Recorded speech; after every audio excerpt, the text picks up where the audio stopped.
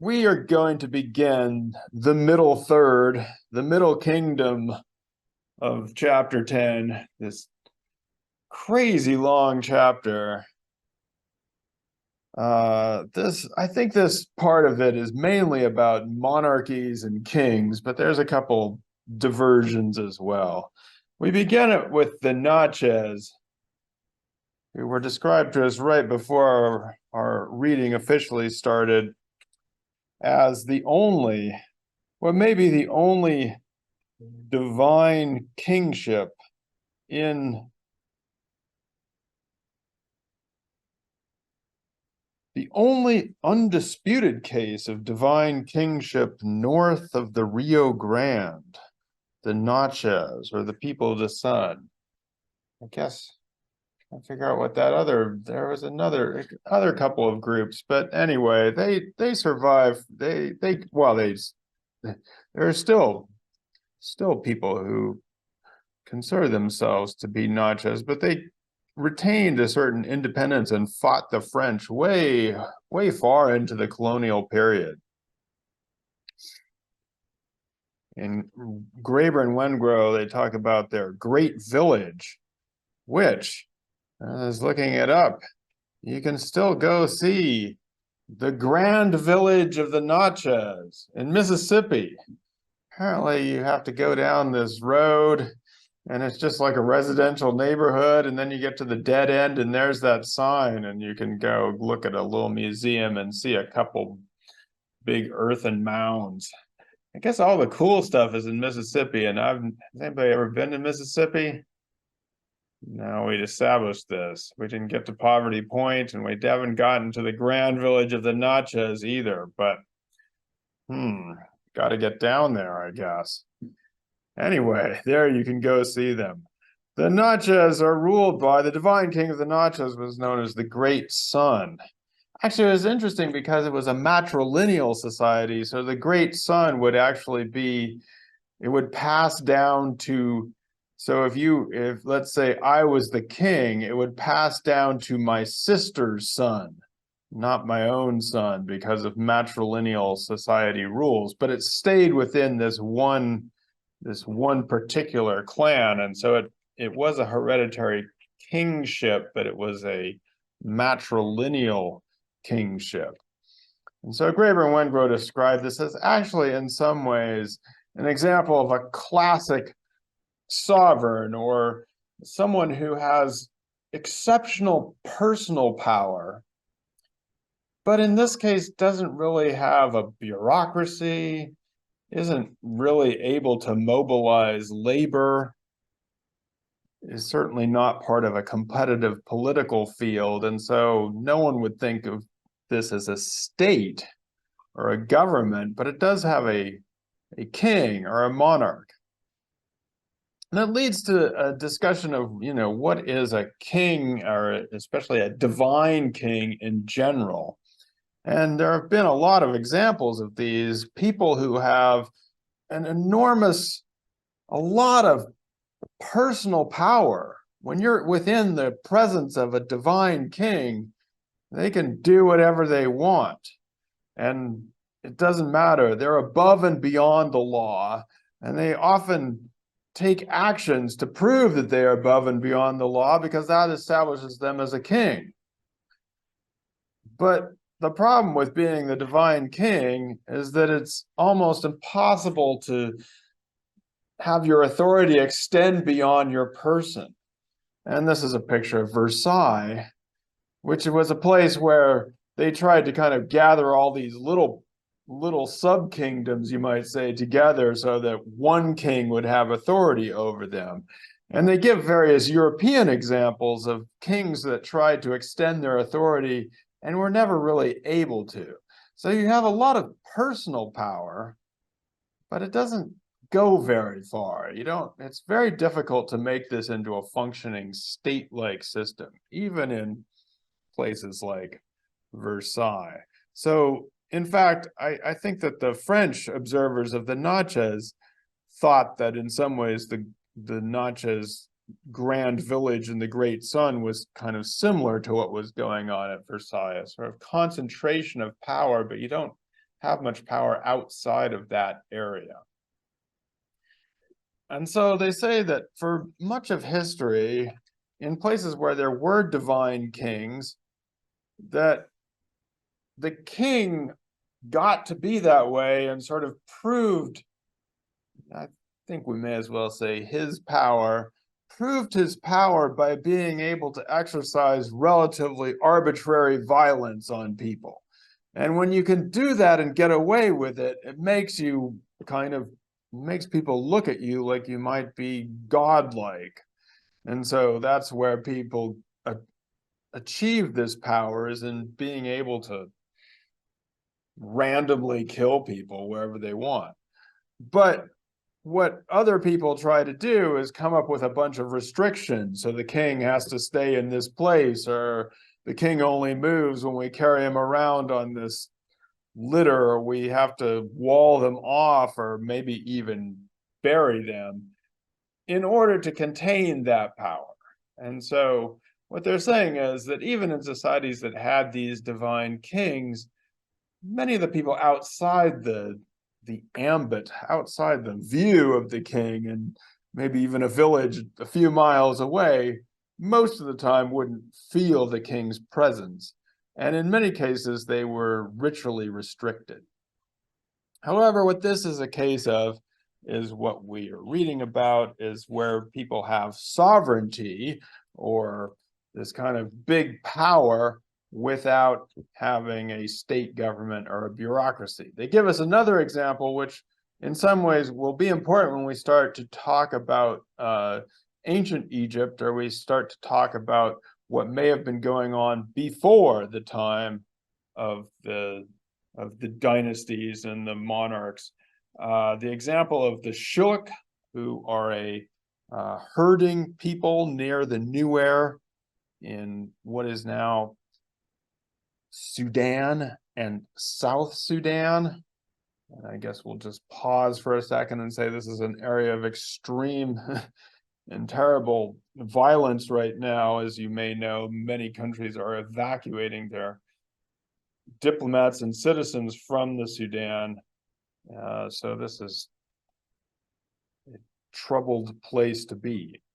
At this time, though, and may have been a troubled place to be too, again, we have a case in which the sovereign has a great deal of power if you are in his immediate presence. This is a picture from 1908, by the way, the king of the Shilluks, or what was called the reth. And so the sovereign would have a lot of power if you're in his presence, but if not, you were kind of doing your thing, and like we discussed with the Nuer, you would have a distaste for anyone giving you orders. Now, just to recap, or they recap by saying that there are these three elements, three basic forms of domination: control over violence, control over knowledge or secrets, and charisma. And we have looked at societies where there was control over knowledge, if you remember, but not control over violence or charisma. If you remember the Chavín and their elaborate mazes and hallucinogenic drugs and art. And we've looked at societies that had those ball players, the Olmecs, with their giant stone heads, but they don't seem so. And in this case, we are looking at societies that concentrate on the violence part, but don't have a competitive political field or knowledge. I wanted to pause for a second here and go back to the question of what is charisma. I feel like charisma might not be the word that they are necessarily looking for, or might not be a good word for us in our context. It's a good word because it's just one word.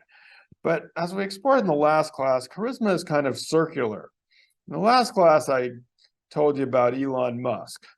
I want to give you another example now. That's our friend, also very rich friend, Jeff Bezos, the owner of Amazon. who back in 1998, when Amazon was basically a book selling on the internet company, that's what he looked like. Kind of, how to say,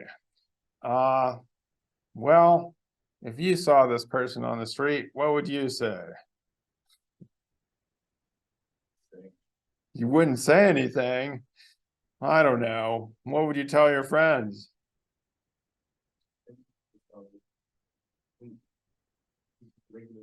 He's just a regular dude, looking kind of nerdy, in fact.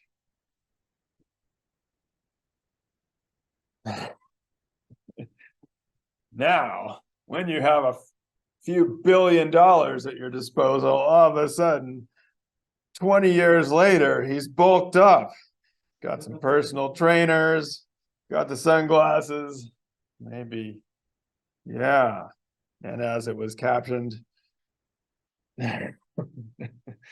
so yeah, I mean, I don't know. I don't know exactly where he is on the richest man in the world stage. He looks older there. I know, weird, right? Yeah, but check this out. This from like 2 days ago. Now he's like, this guy's 59 years old. He's partying harder than I couldn't even. Huh? He got divorced, so that's his new girlfriend. Yeah, and you know. See, they get yeah, they captured a little picture of them, and then they were looking at him, and then they're talking to some other people, and then they go and see, I guess this is at Coachella, then they got to see Bad Bunny perform, which is, I can't believe it. I know, it's like, what? You're the richest. See, like, I'm like thinking now, like, how did like the as it's like billions of dollars publicly known? Like, that has to be so hard to find someone who truly just genuinely likes food. But at that point, you probably just have to put your local station. Or you wonder how much is for them. Yeah, I mean, you know, who knows at that point, but there you go. Anyway, my point in the matter is there's a sort of circularity to this, right? It's like he couldn't have won all this because he was truly charismatic. He's become more charismatic the more money he has. Now he doesn't know if people like him or not. They might just like him for his money, but who knows? He's going to see Bad Bunny with ripped out jeans, so he wins. What I think they mean by charisma, or at least I've been trying to think about it, it's a competitive field in which certain people become stars and they win the game. And it might be in politics.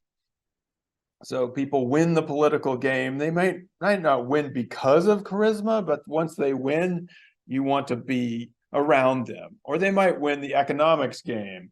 So Musk has a bunch of people who like him a lot, even though he seems to be a fool. But he has a lot of money. There's a person who seems not to know what happens. Or it can be, as we saw with Olmecs in sport. So, you know, you might not be the most charismatic person, but you won the game, so people have to like you. I think they used the term later. They stopped talking so much about charisma and talk about a field of heroic politics, which I take to be this example of there's at least some, it's not necessarily that there's a lot of choice, but there's a sort of competition. Somebody wins. We don't necessarily know why they win. That's why I'm kind of debating a little bit the term charisma here, because it isn't necessarily something they just happen to be able to win one of these things. Anyway, the point of this is that what we are dealing with here is what they call first order regimes. Now, these are definitely not egalitarian societies. They are not the kinds of societies that we have been talking about before, in which people are relatively able to do, are relatively equal, at least in the sense that they have certain freedoms. And in these societies, that what they call first order regimes, they're really emphasizing one of these three attributes. So control or violence, like with the Natchez, control over knowledge, like with Chavín, or being in a competitive political field or a competitive heroic sport like the Olmecs. Now, what they're saying is that these are not really anything like we would call a government or a state, and they aren't on their way to being them either. It's not like they evolve from there into something else. They kind of basically, I don't want to say they stay in that state, but there isn't any inevitable progression from one to the other. Oh my goodness. I'm not supposed to be getting a call. Sorry. Now the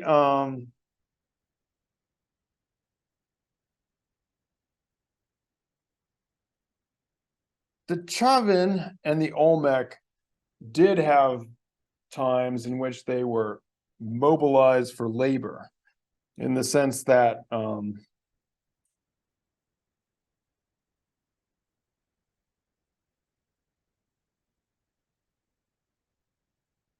somebody had to be able to build those structures and to carve the heads out.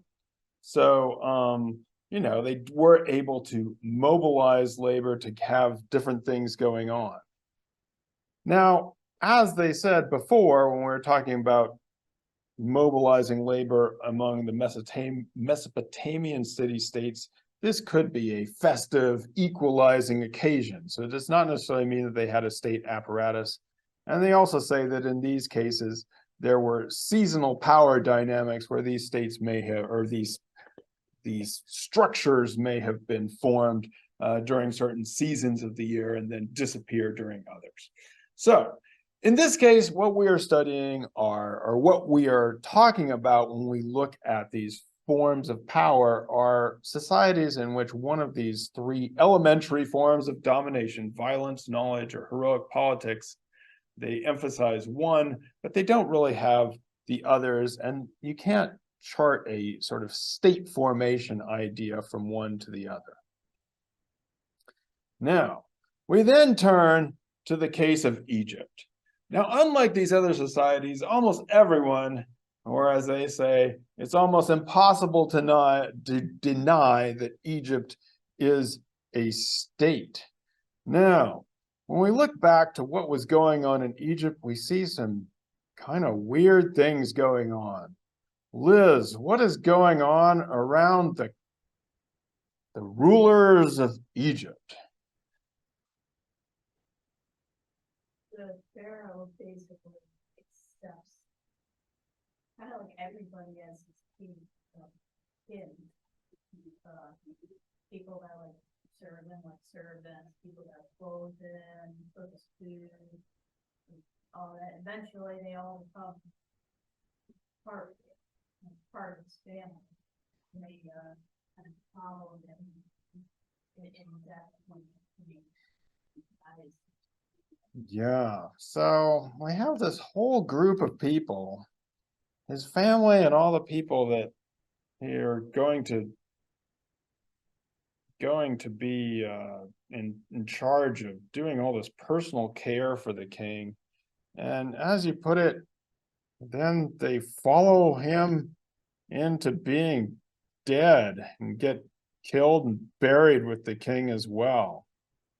What's going on here, Felicia? What's the deal with these kings? What are they doing? They were allowing to all like everybody to be buried with them. Yeah. His servants, his colleagues, everybody to be buried with them. Yeah. So it's like a paradox. Yeah, I guess a paradox. Yeah.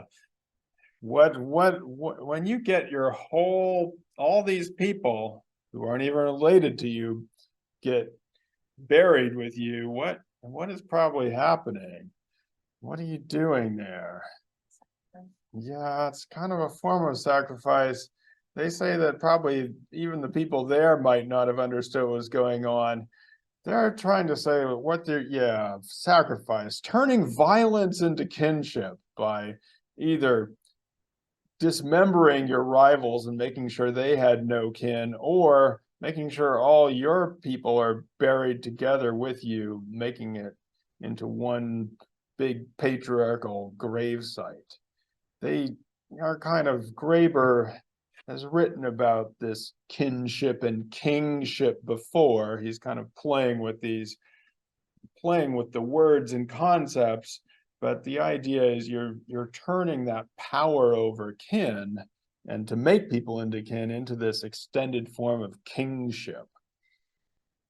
I couldn't help but wonder, it seems that often the people that get buried with the kings are the little people, the palace dwarves. I felt sad for all these dwarves all over the world, it seems, who are always in the king's thing doing stuff and then have to get buried with him. That sounds like a bummer. But apparently, at least in ancient Egypt, that was kind of, they were kind of revered, the little people. So, but yeah, they seem to have been an important feature of court society here. But again, the whole point is that they are starting to mobilize the ability to bring in people and then get them buried. So how did this happen? We first go back to the time before the first dynasty, or the first. And if you remember, back then we were talking about how as the people in the Nile Basin and sort of deep in the African roots of Egypt, they took the agricultural package that had come to them probably from the Middle East, from the Fertile Crescent, and basically prioritized the herding part of it and reassembled it so it wasn't so much about cereal crops. There was a lot of body ornamentation going on even during this period. And there's some interesting stuff here about also tattoos. So we know about like mummification and other forms of body ornament, but they seem to have also been doing tattoos. Anyway, this seems to have been a period of small territorial monarchies, kind of like the Shilluk reth that we were talking about, where a king would have absolute power, but it wouldn't extend very far, and there was probably competition over the territory. They say that then there was a debate about what should happen, a debate in this area about what should happen to the king after death. Several questions arose. Do dead kings, like live ones, still need us to take care of them? Yes or no? Yes. That's why they're being buried with them, so they can take care of them. Is this care different from the care accorded ordinary ancestors?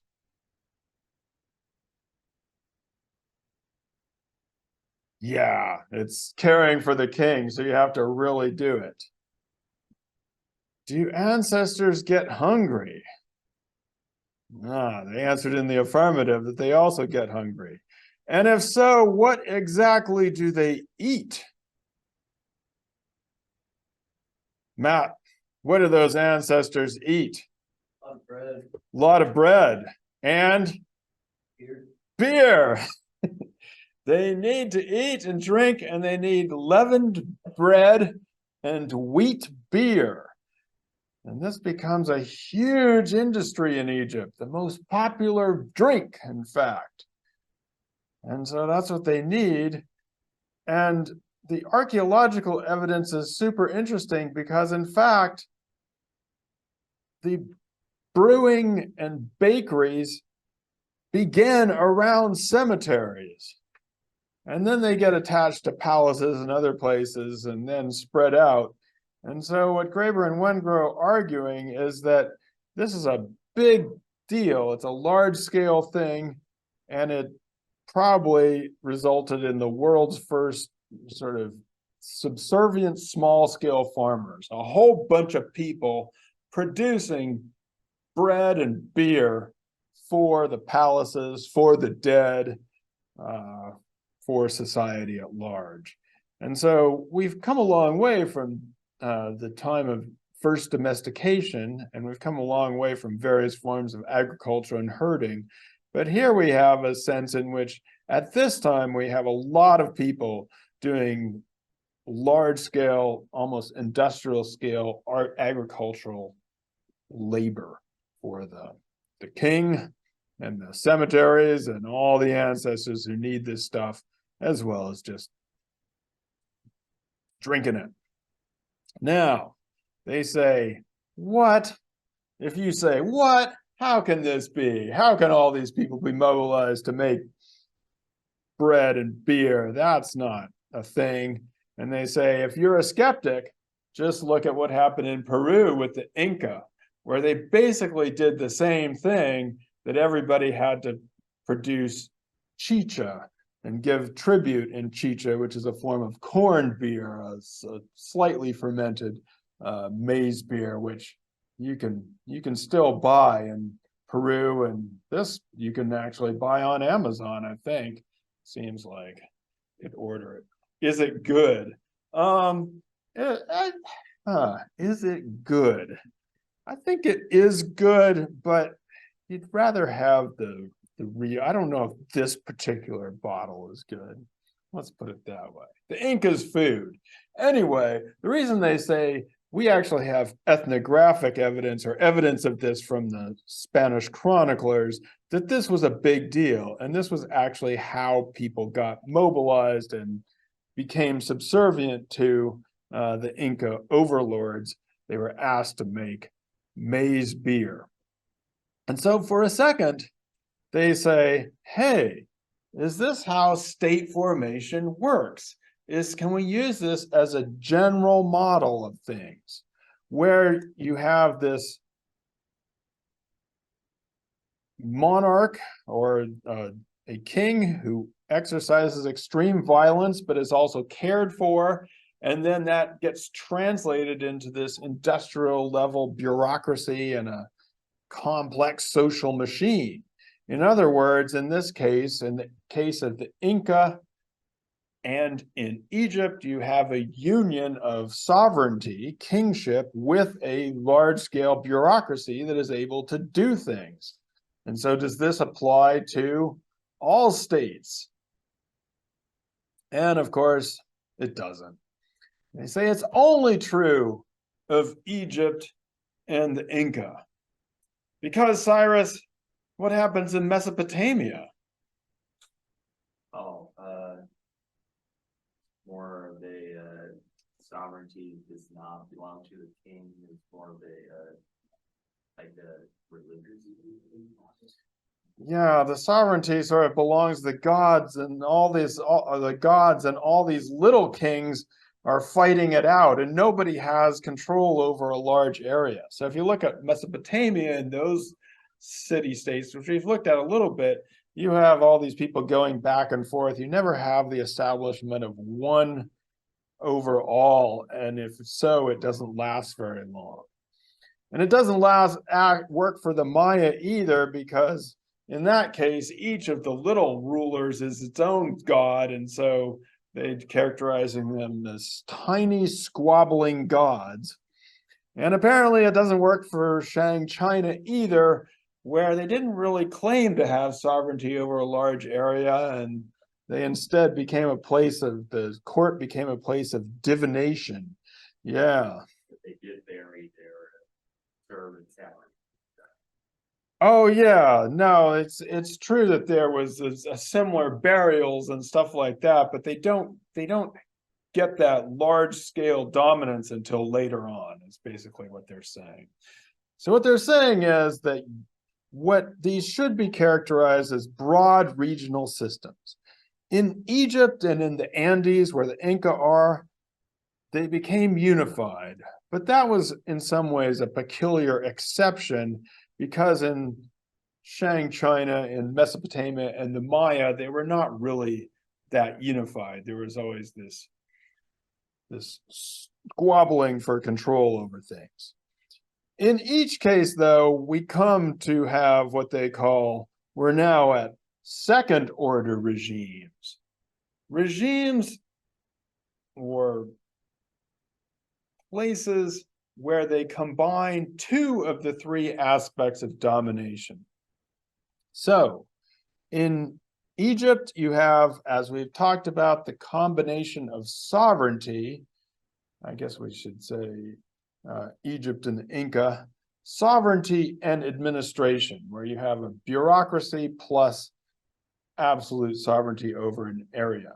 What you don't have is really competitive politics, because you have a lineage system and nobody's going to actually vie for power in this system. In Mesopotamia, you have the bureaucracy, which we'll talk about in the next class more. You have bureaucracy administration combined with people vying for control. So heroic politics, or the heroic societies that we talked about a couple classes ago. But you don't have this overarching sovereignty or kingship over an entire territory.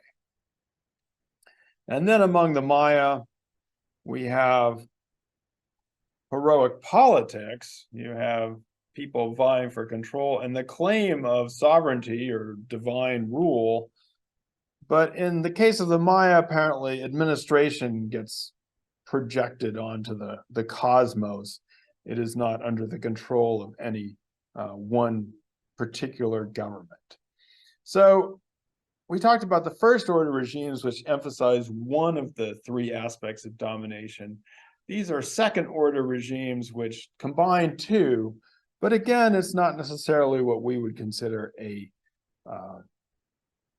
full-blown state that combines all three of them. They talk a little bit here about the appeal of monarchy. There are some monarchs, which is always strange to me, because of course we have our independence in the United States, but boy, we spend a lot of time worrying about Queen Elizabeth and the coronation, and that just fascinates the press, and even in our own country where we aren't supposed to have kings. And Graeber Wengrow say that if we are trying to understand the appeal of monarchy as a form of government, and it cannot be denied that for much of recorded human history, it was a very popular one. So strangely, people have been really into monarchies. And I guess when I think about even the United States, I would be willing to say that there are a good chunk of the population who would just prefer having a king, having a monarch. They don't like democracy, really. They'll play it out, but really, if there could be a king, they'd be happier. So the other thing about monarchs they say is that's interesting is that it's the only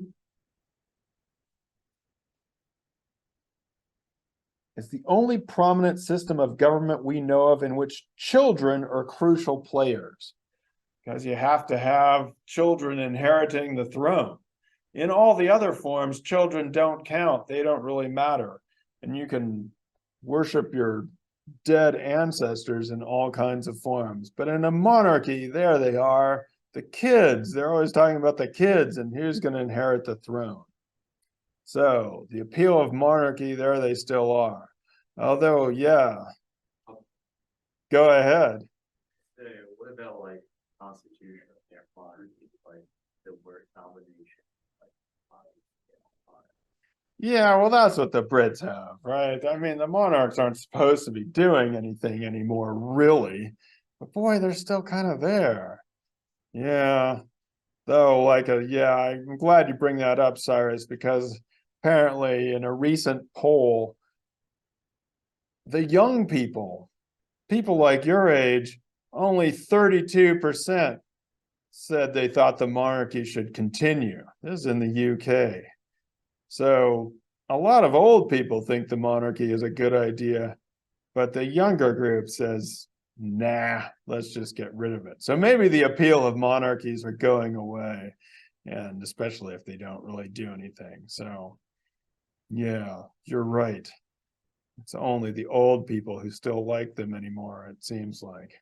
They're out of touch. That was in Cosmo. So they then return to Egypt and they say, there were these times when the rule of the pharaoh or the great leader would kind of break down. And during those times, all of a sudden you'd have this political competition again, what they call heroic politics, and they name it as nomarchs, who become these popular heroes. And so they say that in many textbooks and Egyptology accounts, they call these kind of dark ages or intermediate periods, but they would say that's not the way it was. What was going on was a political shift from having this one king over all to having these competing different people, and heroic politics comes in. But we call it the Dark Ages, and we don't pay much attention to it. Why don't we pay attention to the times in ancient Egypt when the pharaohs weren't ruling and the competitive field returns? Why don't we pay any attention to that? Yeah, Cyrus. There's like no big monument. Absolutely, because they don't build things like that. This is actually a precursor to the more well-known pyramids. This is one of the first pyramids, the step pyramid in Djoser. It's often overlooked by people who are going to the bigger ones, but it's an important archaeological site. But yes, we overlook this period because they don't give us big monuments. It's kind of like we were talking about in the shape of time or the shape of space, that we only like the societies that give us these wonderful artworks and things that we can look at in the museums. But who would really want to live in a society in which you might get buried with this king in a bottom of a pyramid? I'd much rather live in a society where you're free to move around and do your own thing, even if the art sucks.